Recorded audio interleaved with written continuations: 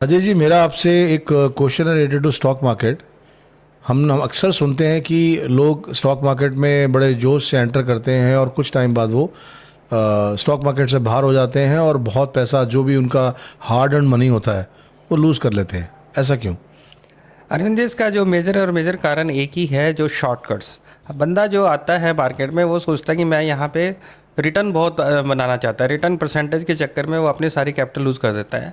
और इसका एक आपका इंडस्ट्री का एक बड़ा ही इंटरेस्टिंग डाटा है। अगर आपके जो आई ओपनिंग डाटा है कि ब्रोकरेज इंडस्ट्री कहती है कि 90% of the people lose 90% of the capital in first 90 days. Okay. तो इसका मतलब क्या हुआ कि 90% लोग जो आते हैं वो स्टॉक मार्केट में अपनी जो भी कैपिटल लेके आते हैं, लाख रुपए 50 लाख रुपए जो भी लाते हैं, वो आपका पहले 90 दिन में ही लूज़ कर देते हैं। और सिर्फ 10% अकाउंट ही आगे चलते हैं जो लॉन्ग टर्म के लिए चलते हैं, और वही पैसा बनाते हैं। तो यही एक कारण है कि लोगों को अपनी आपने खुद ही बताइए कि कितने लोग अपनी रिसर्च से इन्वेस्ट करते हैं। सब सुनी सुनाई पे रिसर्च इन्वेस्ट करते हैं, और सुनी सुनाई करने के चक्कर में अपने पेनी स्टॉक्स की तरफ भागते हैं और ट्रेडिंग की तरफ भागते हैं। ट्रेडिंग एक तरफ से अपना पूरे के पूरा गैम्बल है, जिसमें आप लोग और जो सस्ती ऑप्शंस के चक्कर में बाय करते हैं, कॉल बाय करते हैं, पुट बाय करते हैं। एक कॉल और पुट आज को 5,000 से 6,000 रुपये तक मिल जाती है। बंदे उसमें आते हैं कि 5,000 का 10,000 बनाएंगे, और लेकिन वो 5-5 करके अपनी सारी की सारी कैपिटल लूज़ कर देते हैं। और इसके चलते ये लोग ट्रेडिंग एक मतलब गैम्बल बन चुका है। और इसी कारण से कि बंदों की कैपिटल लूज़ होती है, और इससे क्या गया है कि स्टॉक मार्केट का नाम भी खराब होता है। ओके। सो ये आपने भी बात की है कि पेनी स्टॉक का मतलब? पेनी स्टॉक जो आपका क्या कह रहा है, जो स्टॉक किसी कारण से 5 रुपये 10 रुपये या 10 रुपये से नीचे ट्रेड हो रहा है, वो पेनी स्टॉक है। अब पेनी स्टॉक क्यों पेनी है, उसका कुछ कारण होगा ना। कुछ कंपनी लॉस मेकिंग होगी, स्पेकुलेशन में होगी, कोई ना कोई उसमें कारण होगा जिसके कारण 5-10 रुपये का स्टॉक है। अब आप वोडाफोन का एग्जांपल लीजिए। वोडाफोन पिछले 3 साल से 4 साल से 10 और 12 रुपये के बीच में घूम रहा है। अब लोग इसमें 10-12 रुपये के चक्कर में उसमें इन्वेस्टमेंट करते रहते हैं, अपना पैसा लूज़ करते रहते हैं। वो कभी आपका 10 रुपये जाता है, कभी 9 रुपये जाता है, कभी 8 रुपये जाता है। अभी 4 साल से वो 8 और 12 रुपये के बीच में ही घूम रहा है। तो अब 8 और 12 के बीच में घूमने में उसमें कैपिटल थोड़ी बढ़ेगी, वहाँ पे आपको स्पेकुलेशन हो रही है। पूरे की पूरी स्पेकुलेशन का ही स्टॉक है। पेनी स्टॉक जनरली स्पेकुलेशन के ही होते हैं। नहीं, बट जैसे मुझे ये लगा, मुझे कुछ लोग जानते हैं कि कम पैसा, जैसे हम पेनी स्टॉक आप कह रहे हैं, उसमें लोग यूजली इसलिए ज़्यादा पैसा लगाते हैं। जैसे कि मान लीजिए किसी ने 20,000 रुपये इन्वेस्ट करने हैं पर्टिकुलर एक स्टॉक में। अगर कोई स्टॉक की पर्टिकुलर उसकी करंट मार्केट वैल्यू 5,000 रुपये है एक शेयर की, तो उसको लगता है कि उसमें सिर्फ 4 शेयर आएंगे। जबकि जब पेनी स्टॉक लेगा तो उसको लगता है इसमें मुझे 1,500 शेयर आ जाएंगे। तो 1,500 शेयर जब मूव करेगा तो मेरा परसेंटेज ऑफ प्रॉफिट ज़्यादा होगा कंपैरेटिवली। अगर मैं 5,000 का एक शेयर लूँ और वो 20,000 में 4 ही शेयर आए, तो आई थिंक ये भी एक साइकोलॉजिकली होता है। ये एक मिसकंसेप्शन है। ओके। अगर स्टॉक में दम नहीं है तो वो पेनी स्टॉक पेनी ही रहेगा। और वो जो आपका जो बड़ा स्टॉक आया, 5,000 रुपये का जो स्टॉक आया, उसमें कुछ ना कुछ फंडामेंटल स्ट्रेंथ होगी ना, तभी वो 5,000 रुपये तक आया। ओके। अगर पेनी स्टॉक है तो इसका मतलब ये नहीं है कि वो चलेगा ही चलेगा। अब जो जो रिटर्न आपको देखनी चाहिए, परसेंटेज टर्म में देखनी चाहिए, CAGR टर्म में देखनी चाहिए, ना कि ये छोटा स्टॉक है बड़ा स्टॉक है। चलने का तो क्या कह रहा है, कोई भी स्टॉक चलता है। MRF का स्टॉक 1 लाख रुपये का है, वो भी तो चलता ही है ना। पिछले साल वो 60,000 रुपये का था, कोविड के टाइम में वो 35-40,000 रुपये का था। चलने को स्टॉक चलते हैं, लेकिन लोग क्या कह रहे हैं, ज़्यादा पैसा बनाने के चक्कर में पेनी स्टॉक में घुस जाते हैं और वहाँ पे कैपिटल अपनी लूज़ कर जाते हैं। बेसिकली कोई भी स्टॉक पेनी या बड़ा स्टॉक नहीं है। जो स्टॉक आपका फंडामेंटली स्ट्रांग है, उस स्टॉक को चलना ही होता है। लोग क्या कह रहे हैं, स्पेकुलेशन पे काम करते हैं, स्पेकुलेशन के में काम करते करते अपने मनी लूज़ करते हैं। ओके। तो बेसिकली आप ये कहना चाहते हैं कि कोई भी स्टॉक अगर 5,000 का है या उससे अबव है तो हमें वो स्टॉक पे पैसा लगाना चाहिए? नहीं, 5,000 रुपये का स्टॉक महंगा हो सकता है। जो आपको स्टॉक फंडामेंटल्स में अच्छा होता है, जो क्वालिटी स्टॉक होता है, उसमें इन्वेस्ट करना होता है। उसमें स्टॉक का प्राइस नहीं देखा जाता, कंपनी की क्वालिटी देखी जाती है कि क्वालिटी कैसी है कंपनी की। क्वालिटी कंपनी की कैसी है, मैनेजमेंट की क्वालिटी कैसी है। जो कंपनी की क्वालिटी अच्छी होगी वो स्टॉक को चलना होता है। तो वही स्टॉक आपका क्या कहते हैं, लॉन्ग टर्म में चलता है। Penny stock, speculation stock short term में चल सकते हैं। अगर आप लॉन्ग टर्म में देखेंगे तो वही स्टॉक चलेंगे जिनमें क्वालिटी अच्छी है। तो ये फंडामेंटल जैसे भी आपने बताया, तो एक जैसे बिगनर है और आपने बोला 90 days 90% of the money has been lost by the new person who entered into the stock market. तो जो लोग 90 दिन में पैसा लूज़ करते हैं, नेचुरली उनको फंडामेंटल के बारे में ज़्यादा पता तो होगा नहीं। तो उस तरह से अगर कोई आदमी स्टॉक मार्केट में आता है तो उसे कब स्टॉक मार्केट में एंटर करना चाहिए और फंडामेंटल स्टडी करने का सही तरीका क्या है? देखिए, अगर आपके पास स्टडी नहीं है, मतलब आपको पहले स्टॉक मार्केट को लर्न करना होता है। लर्न करने के लिए आपको उसकी बैलेंस शीट स्टडी करनी होती है, उसमें आपको फंडामेंटल स्टडीज करने होते हैं कि उसके सेल्स क्या होता है, सर्टेन रेशियोज चेक करनी होती हैं। अगर आप स्टॉक मार्केट में पैसा लगाना चाहते हैं और आपको जब तक लर्निंग नहीं है, तो इसमें सबसे बढ़िया गवर्नमेंट ऑफ इंडिया ने, सेबी ने, एमपी ने एक क्या कह रहे हैं मॉडल बनाया है, म्यूचुअल फंड। म्यूचुअल फंड में आप पैसा लगाइए। म्यूचुअल फंड में आपका पैसा, आपको तो रिटर्न निकालनी है ना, आप अपने पे स्टॉक खरीद के नहीं लगाएं या म्यूचुअल फंड से निकालें। जब तक आपकी अपनी अंडरस्टैंडिंग स्टॉक मार्केट की अच्छी नहीं है, तब तक म्यूचुअल फंड में पैसा लगाएं। म्यूचुअल फंड में और एक बहुत अच्छा रूट है कि आप एसआईपी के रूट में लगाएं। SIP is the biggest tool to make wealth in long term. तो जब तक आपके पास पैसा, मतलब आपके पास अंडरस्टैंडिंग ऑफ स्टॉक्स नहीं है, फंडामेंटल्स की अंडरस्टैंडिंग नहीं है, तब आप म्यूचुअल फंड में पैसा लगाइए। अगर म्यूचुअल फंड्स में अगर आपकी ओवर द पीरियड आप अंडरस्टैंड कर जाते हैं, फंडामेंटल एनालिसिस करना शुरू कर देते हैं, टेक्निकल चार्ट्स को समझना शुरू कर देते हैं, और आपको लगता है कि आप क्या करें, मार्केट को आप बीट कर सकते हो, तब आप स्टॉक में एंटर कीजिए। तो स्टॉक में एंटर करने के लिए कि आपको सर्टेन लेवल की नॉलेज लेना जरूरी है। होता है क्या है कि आप देखोगे टीवी में जो एंकर्स आते हैं वो स्टॉक्स रिकमेंडेशंस देते हैं। उन स्टॉक्स रिकमेंडेशन को देख के आप लोग स्टॉक्स बाय कर लेते हैं, और रिकमेंडेशन बहुत टाइम वो गलत होती हैं, बहुत सारे टाइम सही नहीं होती हैं। इसके कारण लोग पैसा लूज़ करते हैं। आप देखिए क्या कह रहे हैं, जैसे ही 90% लोगों ने जो पैसा लूज़ किया, उन्होंने सब नहीं क्या कह रहे हैं टीवी एंकर्स को सुना हुआ, फिर भी वो पैसा लूज़ करते हैं। तो क्यों करते हैं? क्योंकि अपनी अंडरस्टैंडिंग नहीं है। तो नहीं, आप ये कहना चाहते हैं कि स्टॉक मार्केट में आने से पहले हम लोगों को पहले म्यूचुअल फंड में पैसा लगाना चाहिए और फिर स्टॉक मार्केट में आना चाहिए? देखिए, इसमें पहले आपको इन्वेस्टमेंट करनी है। इन्वेस्टमेंट आपकी क्या कह रहा है, नॉलेज के लिए नहीं रुकनी चाहिए। इसलिए आपको इनिशियली स्टार्ट आप म्यूचुअल फंड से कीजिए, एसआईपी से स्टार्ट कीजिए, और साथ साथ आप स्टॉक मार्केट की अंडरस्टैंडिंग कीजिए, उसको प्रैक्टिस कीजिए।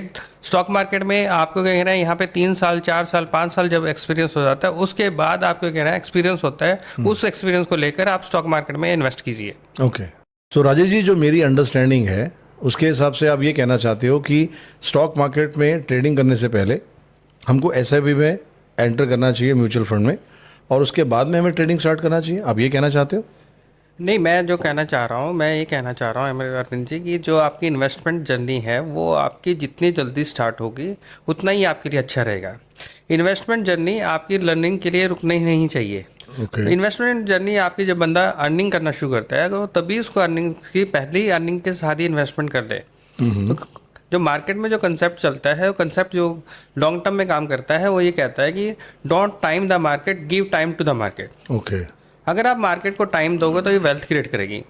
तो आपको जैसे ही आपकी फर्स्ट अर्निंग स्टार्ट होती है, अगर आप उसका 10% भी आप इसमें मार्केट में डालना शुरू कर देते हो, फॉर एग्जांपल आपकी सैलरी सपोज करो कि 1 लाख रुपए से स्टार्ट होती है, ठीक है। अगर आप उसकी 10% आपकी एसआईपी कर देते हो, जो कि 10,000 रुपये के बराबर होती है।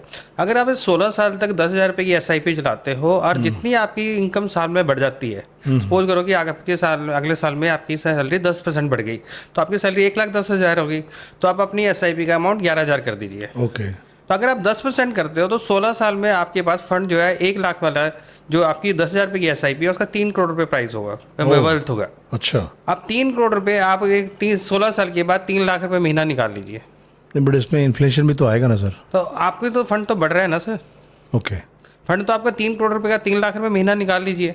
अच्छा। आज आप 1 लाख रुपए लगा रहे हो, तो इन्फ्लेशन कितना भी हो जाएगा, 16 लाख आपकी इन्फ्लेशन का रेट 5-6% है, तो वो आपको 3 लाख के बराबर नहीं होगा आपका, तो अभी आपके पास सफिशिएंट फ्लो होगा। तो आप देखिए कि अगर 16 साल में आप फाइनेंशियली इंडिपेंडेंट हो जाते हैं, ओके, तो आपको अगर यही रेट अगर आप 40% कर देते हो, तो आपका क्या कह रहा है, आपकी फाइनेंशियल इंडिपेंडेंस 10 साल में आ जाएगी। नहीं, पर मेरी अंडरस्टैंडिंग तो फिर वहीं पे आई ना, जो मैं पहले आपसे कहना चाहता था कि हम स्टॉक मार्केट की जगह पे अपनी सैलरी 1 लाख के अगेंस्ट में 10% 10,000 रुपये हुआ वो लगाते हैं, और 16 साल में वो आपने एक अमाउंट बताई 3 करोड़ रुपए बनती है, विच इज़ उसका इंटरेस्ट 3 लाख रुपए महीना आता है। Do agree to that? But अगर हम अपने 10% को 20, 30, 40 पे ले जाते हैं तो हमें म्यूचुअल फंड की तरफ फोकस करना चाहिए, स्टॉक ट्रेडिंग की तरफ नहीं करना नहीं चाहिए। नहीं, आपको जो जो मैं कहना चाह रहा हूँ कि आप एक बार अपनी फर्स्ट अर्निंग के साथ आप एसआईपी स्टार्ट कर दीजिए। ओके, ठीक है। अब आपको मार्केट में पैसा मतलब अपने स्टॉक्स का टेस्ट करना है। ठीक है। स्टॉक टेस्ट करने के लिए आप पहले सबसे पहले लर्निंग स्टार्ट कीजिए। ठीक है। मेरा कहने का मतलब ये है कि लर्निंग के लिए आप अपनी इन्वेस्टमेंट को वेट मत कराइए। ओके, तो अब जब तक आपकी लर्निंग होती है तब तक आपकी एसआईपी चल रही है। ठीक है। आप अपने छोटे मोटे पैसे से अपनी टेस्टिंग कीजिए कि आपको फंडामेंटल समझ में आ रहे हैं, टेक्निकल समझ में आ रहे ठीक हैं। है। जब आपकी अंडरस्टैंडिंग हो जाए तो आप क्या करें, म्यूचुअल फंड को और इन्वेस्टमेंट को पैरेलल चलाइए। ओके, अगर आपको लगता है कि लॉन्गर पीरियड में आपकी इन्वेस्टमेंट ज़्यादा पैसा बना रही है म्यूचुअल फंड से, तो आप उसको क्या करें, म्यूचुअल फंड को थोड़ा कम कर दीजिए, आप इन्वेस्टमेंट को बढ़ाइए। ठीक है। अगर नहीं आपको लगता है कि इन्वेस्टमेंट आपका नहीं मतलब उतना पैसा नहीं दे पा रही है, म्यूचुअल फंड पैसा जो चीज़ उसमें बेटर करती है आप उसको आगे बढ़ाइए। Okay. As simple as it is. ठीक है। और जैसे कि हम बोलते हैं कि there are different type of class assets class available, तो वो कौन सी एसेट्स क्लास हैं जो मार्केट में अवेलेबल हैं? देखिए, जो आपको पहले जो अपना जो सैलरी होती थी हम लोगों को बोलता था कि सेविंग कीजिए। ठीक है। अब सेविंग करने का हमें पहले सबसे तरीका यही होता है कि आपने जो भी सेविंग करी आपको एफडी में डाल दीजिए। ठीक है। तो एक एफडी एक एसेट क्लास होगी। राइट। दूसरा एक आपका गोल्ड एसेट क्लास हो गई। ठीक है। आप प्रॉपर्टीज एक एसेट क्लास हो गई। ठीक है। और बॉन्ड्स अलग, डेप्ट्स हो गए, बॉन्ड्स हो गए, ये एक एसेट क्लास हो गई। और एक इक्विटी एक एसेट क्लास हो गई। अच्छा। तो अब जैसे आपके पास मोटा मोटा आपके पास 5-6 एसेट क्लास होगी। एक एफडी हो गया, फिक्स डिपॉजिट जो सभी करते हैं। एक आपके पास गोल्ड हो गया, एक प्रॉपर्टीज हो गया, ठीक है। और एक आपके पास इक्विटी हो गया। अब हम उससे थोड़ी सी हिस्ट्री में पीछे जाते हैं। 1979 में बॉम्बे स्टॉक एक्सचेंज में बीएससी सेंसेक्स स्टार्ट हुआ था। ओके। 1979 अप्रैल में बीएससी सेंसेक्स स्टार्ट हुआ था 100 की बेस वैल्यू से। तब से हम डाटा लेते हैं। तब से अब तक एफडी ने 6.5-7% की रिटर्न दी है। बिल्कुल ठीक है। और गोल्ड ने जो रिटर्न की है वो 10% के करीब दी है। और प्रॉपर्टी की रिटर्न भी आप 10% ही मान लीजिए। ठीक है। और इक्विटी की रिटर्न जो रही है 16% रही है। राइट। अब ये आपको परसेंटेज की टर्म में समझ में नहीं आएगा। ओके। तो मैं आपको समझाता हूँ कि अगर आपने 1 लाख रुपया 1979 में एफडी में डाला होता तो आज 44 साल के बाद उसकी वैल्यू होती है 26 लाख रुपये। ठीक है। प्रॉपर्टी और गोल्ड में 10% की रिटर्न आई है। Correct. तो उसकी वैल्यू होती है 78 लाख रुपये। ठीक है। इक्विटी में हमने 15% पे रिटर्न निकाली है। ठीक है। क्योंकि सेंसेक्स 100 का था, आज 84,000 है। तो 16% की रिटर्न अब तक उसने निकाली है। राइट। तो जो आपका 1 लाख रुपए था वो 7.5 करोड़ रुपए होता है। ओह। सो आपको समझना है कि आपने जो आपकी सेविंग है, जो मैंने सेविंग से स्टार्ट किया था, कि उस सेविंग को आपने इन्वेस्ट कहाँ करना है। ये आपकी एसेट क्लास है कि आप प्रॉपर्टी में लगाना चाहते हो, इक्विटी में लगाना चाहते हो, गोल्ड में लगाना चाहते हो।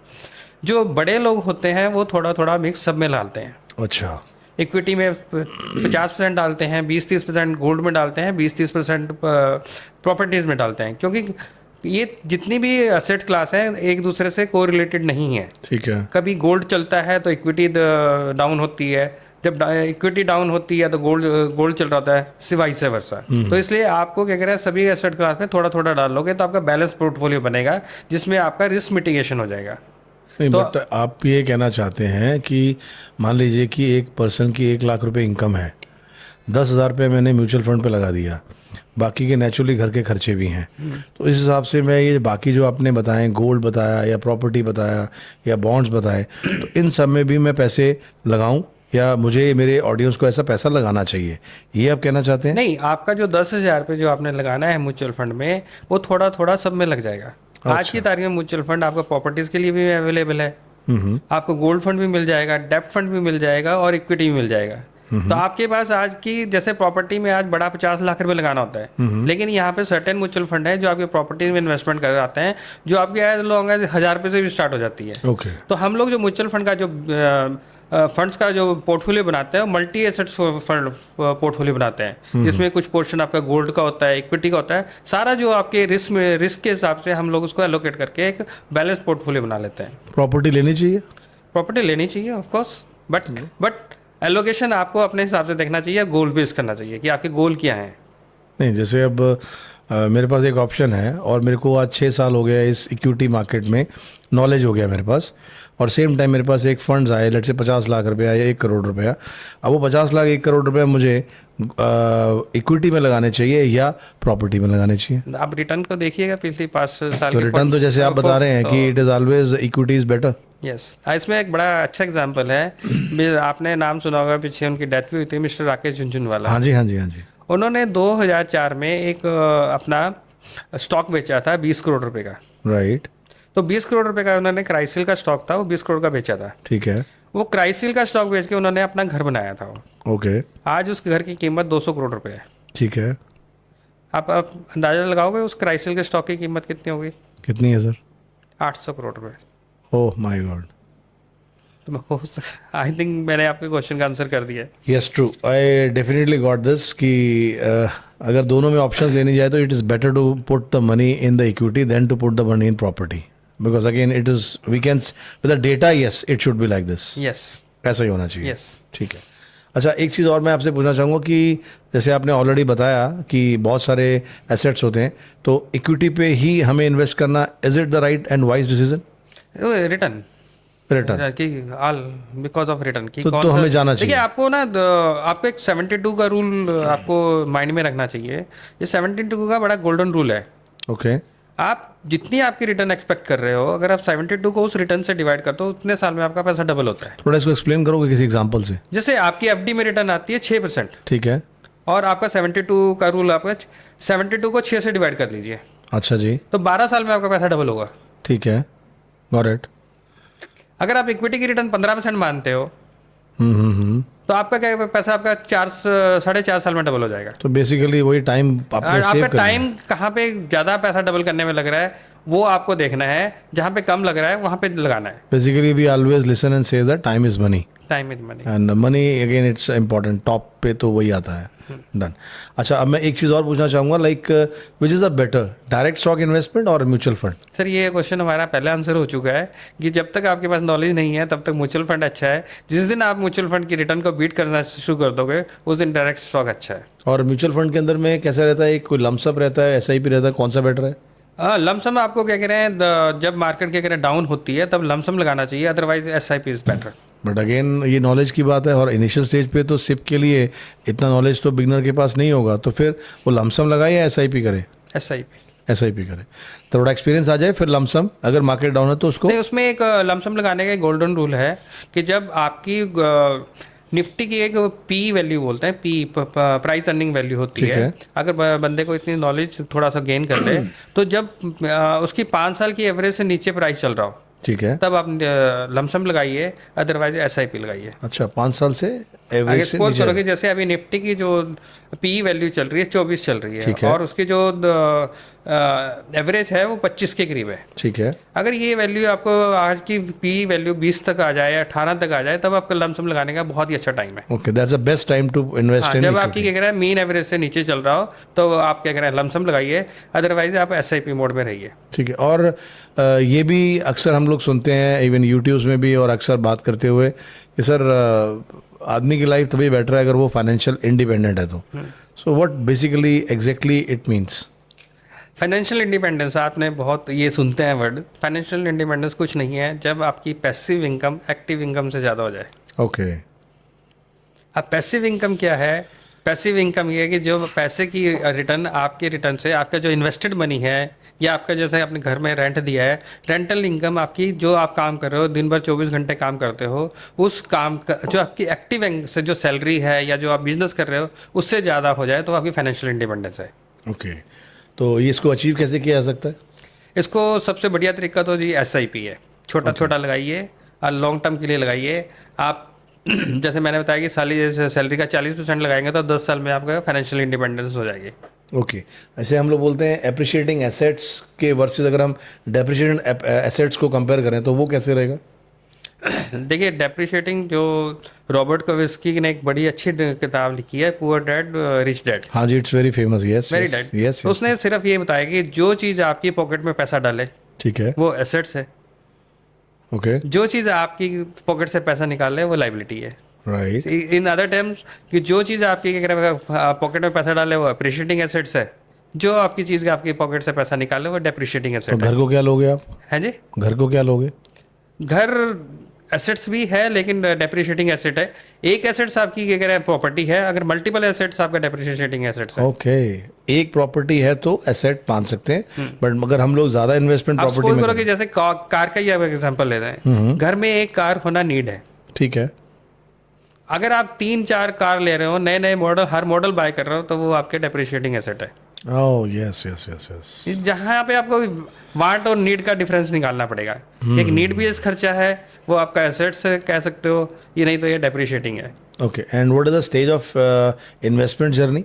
इन्वेस्टमेंट जर्नी में आपको कह रहे हैं, जैसे मैंने पहले ही बताया कि जैसे ही आपकी फर्स्ट कमाई स्टार्ट होती है, जब भी आपकी फर्स्ट अर्निंग स्टार्ट होती है, तभी आप इन्वेस्टमेंट स्टार्ट कर दीजिए। अच्छा, ताकि आपका क्या कह रहे हैं, जैसे ही क्या कह रहे हैं 8-10 साल, 12 साल, 13 साल के बाद आपका कॉर्पस इतना बड़ा हो जाए ताकि आपकी पैसिव इनकम एक्टिव इनकम से ज़्यादा हो जाए। ओके।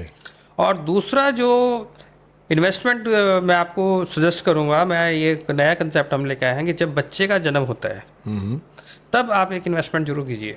अब बच्चे का जब जन्म होता है तो बच्चे के लिए आप लोग बहुत सारे खर्चे करते हैं। यस। उसके लिए बर्थडे गिफ्ट लाते हैं, नए नए कपड़े लेके आते हैं, खिलौने लेके आते हैं, नए नए एक्सपेंडिचर करते हैं। थोड़ा थोड़ा इन्वेस्टमेंट उसके लिए साथ साथ फाइनेंशियली इंडिपेंडेंट करने के लिए भी कीजिएगा। ओके।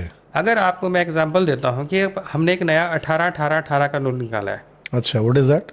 कि आप जैसे ही बच्चा पैदा होता है तो आप 18,000 रुपये की SIP डालिए ठीक है। और उसके ऊपर एक्सपेक्ट कीजिए कि आप 18% रिटर्न निकालेंगे, ठीक है। और 18 साल तक आप उसको इन्वेस्ट कीजिए। दैट मीन्स 36 ईयर्स तक। हाँ जी, 36 साल हो गए ना? हाँ जी। Okay. 18% 18,000 for eight 18 rate for 18 year. ठीक है। जब आपका बच्चा क्या कह रहे हैं 18 साल का होगा तो उसका पास जो कॉर्पस होगा वो अगेन 3 करोड़ का होगा। अब जब बच्चा क्या कह रहा है 18 साल का होगा तो बच्चा आपको लिए एजुकेशन के लिए खर्चा मांगेगा। करेक्ट, बिल्कुल मांगेगा। और आज की तारीख में भी आप जितनी मर्जी एजुकेशन करा लो, कुछ भी करा लो, आपको 3 करोड़ रुपए में अगर आप उस टाइम लमसम निकालने जाओगे तो आपके पास नहीं निकालने मुश्किल होगी। तो आपके पास बच्चे के पास 3 करोड़ रुपए ऑलरेडी होगा, उसमें जो मर्जी जितनी मर्जी एक्सपेंडिचर करे अच्छी से अच्छी एजुकेशन पा सकता है। नहीं भी है तो वो उसको फंड को आगे चला सकता है। ओके। तो बच्चा आपका अगर 18-18-18 का रूल को फॉलो करेगा तो आपने एक फाइनेंशियल बच्चा पैदा कर लिया। ओके। एक आपका बायोलॉजिकल बच्चा हो गया, एक फाइनेंशियल चाइल्ड पैदा हो गया। या एंड इट इज नीडेड आज के टाइम में, तो ये बहुत जरूरी है। और जो आपकी तारीख में नॉर्मल इन्फ्लेशन रेट जो है 6% है, लेकिन एजुकेशन का इन्फ्लेशन रेट 15-16% है। अच्छा, इट्स ऑलमोस्ट डबल। हाँ, तो आपको एजुकेशन के लिए बच्चों के लिए प्लान जरूर करना चाहिए। इस कंसेप्ट को हर पेरेंट्स को लागू करना चाहिए। 18% ने 18,000 नहीं लगा सकता, 9,000 लगाए, 9,000 नहीं लगा सकता, 6,000 लगाए। तो जब भी बच्चा पैदा होता है उसके लिए कुछ ना कुछ इन्वेस्टमेंट जरूर कर लीजिए। That's perfect. अच्छा, रिटायरमेंट प्लानिंग की हम बात करें कि उसके लिए कितना corpus is required post retirement, अगर हम ऐसे नहीं तो? इसका सर एक ही फंडामेंटल तरीका है। आपके जो पोस्ट रिटायरमेंट अगर आपने निकालना है तो आपका इक्विटी में जितना आपकी आज खर्चा है, सपोज करो कि किसी पेरेंट्स का खर्चा 40,000 रुपये का है, तो उसका 100 टाइम आपके पास कॉर्पस होना चाहिए, इक्विटी कॉर्पस। थोड़ा इसको सिंपल में समझाएं। हाँ, जैसे कि अगर आपकी 40,000 रुपये का किसी पेरेंट्स का खर्चा है, ठीक है। जिसमें उसका मेडिकल भी आ जाता है, आपका खाना पीना भी आ जाता है, सब कुछ मिला के 40,000 रुपये का अगर सपोज करो खर्चा है, तो वो आपका उसका 100 टाइम, ठीक है। 100 टाइम हो गया 40 लाख रुपये। ठीक है। तो 40 लाख रुपए का उनके पास इक्विटी कॉर्पस होना चाहिए, राइट। ताकि वो 1% महीने का अपना निकाल सके। ओके। तो 1% आपका 40,000 होता है। ओके। राजीव जी, मेरा एक और आपसे क्वेश्चन है दैट जब हम लोग यूजली मिलते हैं अपने फ्रेंड्स को या बर्थडे पार्टीज में जाते हैं तो यूजली गिफ्ट्स देते हैं, तो आप क्या रिकमेंड करते हैं कि गिफ्ट्स बेटर हैं या कुछ और? क्या ऐसी कोई सुविधा स्टॉक इन्वेस्टमेंट में भी है और उसका बेनिफिट क्या है? एक हमारे गुरु हैं मिस्टर दमानी सर। अच्छा, हाँ जी। उनका हाँ एक जी। बड़ा लाइव एग्जांपल है कि उन्होंने अपना ही एग्जांपल दिया था कि एक बार उनके पहले बच्चे का पहला बर्थडे था। अच्छा। तो सभी जितने भी उनके गेस्ट थे सबने उनको खिलौने वगैरह जो भी गिफ्ट देते हैं नॉर्मल, हाँ, यूजली जैसे देते हैं। तो एक सज्जन ने उनको 25,000 रुपये के HDFC बैंक के शेयर दिए थे। ये बात है 1999 समथिंग की। ओके। ओके। अब वो उस टाइम सभी फैमिली मेंबर्स ने उसको बहुत मतलब कहा था कि ये क्या, सभी लोगों ने और गिफ्ट दिए हैं, ये शेयर्स पेपर दे गए। ठीक है। लेकिन जैसे ही वो 18 साल का बच्चा हुआ तो उसकी मैरिज का खर्चा अच्छा। और उसकी सारी एजुकेशन का खर्चा उसको क्या करें गिफ्ट से निकल गया। और एक टाइम लमसम 25,000 दिए थे वो। हाँ जी। तो आप अंडरस्टैंड कर सकते हैं। अभी मेरे एक कुलीग हैं, उन्होंने अपनी अपनी बेटी की शादी की है और उन्होंने सब कुछ किया है, तो उन्होंने अपनी बेटी को 25 लाख रुपए म्यूचुअल फंड खरीद के दिए हैं साथ में। Oh that's great. तो आजकल ये फाइनेंशियल प्रोडक्ट्स के, जैसे आप हनीमून्स के ऊपर खर्चा करते हैं और ट्रैवलिंग वगैरह पे बहुत खर्चा करते हैं, तो आप इसको भी एक अपना कंसेप्ट बना सकते हैं। कुछ म्यूचुअल फंड फाइनेंशियल एसेट्स जरूर दीजिए। आई थिंक आज के टाइम में अगर बर्थडे में हम कुछ गिफ्ट देने से बेटर स्टॉक का इक्विटी दें या म्यूचुअल फंड से म्यूचुअल फंड दें तो मतलब दैट इज कुछ भी बेटर। पोर्शन दें, फाइनेंशियल एसेट्स आपको अगर उसको देंगे क्योंकि तो आपका अच्छा रहेगा। हाँ नहीं बिल्कुल ठीक है सर। अच्छा जैसे अब रोल ऑफ इन्वेस्टमेंट एडवाइज़र अगर हम बात करें मार्केट में, तो कहाँ पे हम लोग उसको अप्रोच कर सकते हैं सो दैट जो फ्रेशर है या बिगनर है उसको नहीं मालूम, तो how can we get that help? उनको जो आपको जो भी मतलब इन्वेस्टमेंट करनी है, आप लोगों को एक ना एक फाइनेंशियल एडवाइजर जरूर चाहिए Okay. जो आपका अच्छी तरह से क्वालिफाइड हो। सबसे पहले उसमें आपको चेक करना है कि NSIM और SEBI दो एजेंसीज हैं जो फाइनेंशियल मार्केट को कंट्रोल करती है। ठीक है। SEBI इस मार्केट को कंट्रोल करती है, NSIM सर्टेन एग्जाम कंडक्ट कराते हैं। ठीक है। अगर आपको म्यूचुअल फंड में इन्वेस्टमेंट करानी है तो आपको AMFI registered mutual fund adviser से ही क्या करें इन्वेस्टमेंट कराइए, उनसे ही सलाह लीजिए। अगर आपने इक्विटी में इन्वेस्टमेंट करनी है और इन्वेस्टमेंट करनी है तो सेबी रजिस्टर्ड इन्वेस्टमेंट एडवाइजर होते हैं। Okay. उनसे आप सलाह लीजिए और आपका उनसे क्या करें अपना पोर्टफोलियो बनवाइएगा। सो अगर मैं अपने ऑडियंस को ये कहना चाहूँ कि आप उसमें जो सुन रहे हैं अगर वो आपसे हेल्प लेना चाहें तो मैं आपका नंबर इसमें मेंशन कर देता हूँ, उसमें आपको अगर if you can able to help them also. Yeah, definitely. This is my profession. I have to help. I will help. Okay so that's really so nice of you for that. और with this आपका बहुत बहुत शुक्रिया, thank you so much. आप हमारे podcast में आए और इस तरह से, क्योंकि ये एक स्टॉक मार्केट बहुत बड़ी बहुत लंबी जर्नी है, बहुत सारी इन्फॉर्मेशंस नेचुरली चाहिए होती हैं जो हम इसको एक ही पॉडकास्ट पे तो नेचुरली कवर नहीं कर पाएंगे। तो आगे बहुत, ये तो अभी हम कह सकते हैं इनिशियल स्टेज, मेरे पास कुछ इन्फॉर्मेशंस कुछ लोग मुझसे पूछते थे तो मैंने कहा मैं आपसे एक बार हेल्प लूँ। इन फ्यूचर मेरे पास जैसे जैसे और क्वेश्चंस आते जाएंगे, definitely I would like to call to my podcast and please help us to our audience so that they can also get Always, always, sir. I'm always ready. Done. Thank you so much Just sir. give me a call, sir. Thank you so much. Thank you so much.